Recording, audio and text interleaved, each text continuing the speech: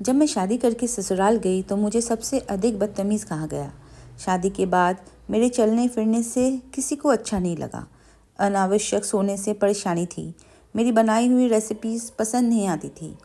मेरे सलवार कुर्ते पहनने पर आपत्ति थी और मेरे फ़ोन चलाने से सबको दिक्कत थी।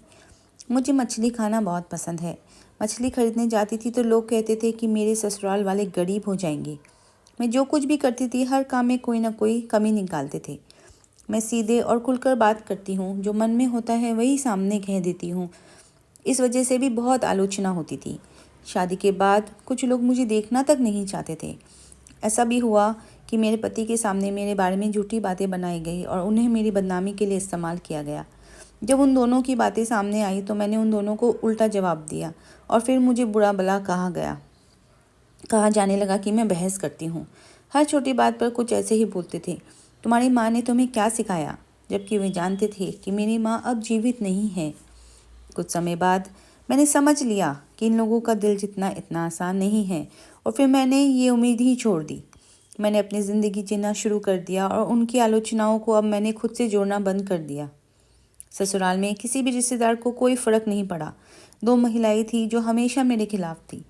जब रिश्तेदार घर आते तो वो मेरी तरफ देखकर बात करती और अक्सर मुझे बुरा भला कह देती, तुम तो बहुत चटपटी हो। और एक बात, मुझे सोना बहुत पसंद है। शादी के पहले साल में मैं सोने में इतनी खो जाती थी कि आंखों से नींद नहीं जाती थी। देर से उठने पर कितनी बार बुरी बातें सुननी पड़ी, इसका उन्हें कोई अंदाज़ा नहीं था। समय के साथ बहुत कुछ बदल जाता है। मैंने घर से ही आर्टिफिशियल ज्वेलरी का अपना बिजनेस शुरू कर दिया और बेचना शुरू कर दिया।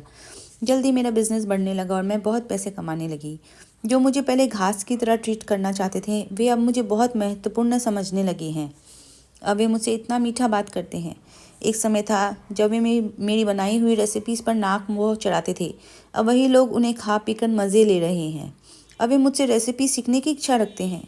जिनके लिए मुझे फ़ोन चलाने पर बुरा सुनना पड़ता था, अब वही लोग घंटों मुझे फ़ोन पर बात करते देख और कुछ नहीं कहते। जो रिश्तेदार कभी मेरे बारे में बुरी बातें करते थे, अब वही रिश्तेदार मेरे बारे में अच्छे शब्द में बात करने लगे हैं। स्वावलंबी यानी इंडिपेंडेंट होना कितना ज़रूरी है और महत्वपूर्ण है, ये अब मैं समझने लगी हूँ। ससुराल में अपनी पूरी मेहनत और प्यार दे देने के बाद भी आप किसी का दिल नहीं जीत सकते। मैं 4.5 साल के अनुभव से कह रही हूँ, पैसा कमाओ, भले ही थोड़ी सी मात्रा में हो। घर का काम संभालते हुए घर से ही कमाई करो। फिर देखो, जो लोग कभी तुमसे लड़ने की कोशिश करते थे, जो तुम्हारे काम करने के बावजूद तुम्हें पसंद नहीं करते थे, जो तुम्हारी निंदा करते थे, वो तुम्हें किस तरह बदलते हुए दिखते हैं। जो लोग तुम्हें परिवार का हिस्सा नहीं मानते थे, वही लोग अब तुम्हारी इज्जत करेंगे। रातों रात तुम उनके लिए बुरी से अच्छी बन जाओगी, लेकिन फिर भी वे तुमसे नहीं बल्कि तुम्हारे पैसे से प्यार करते हैं। जैसे किसी ने कहा है, पैसा दूसरा भगवान होता है। मैं पूरी तरह इस बात पर विश्वास रखती हूँ। धन्यवाद। अगर आपको ये कहानी अच्छी लगी तो कृपया लाइक और सब्सक्राइब ज़रूर करें। Thank you.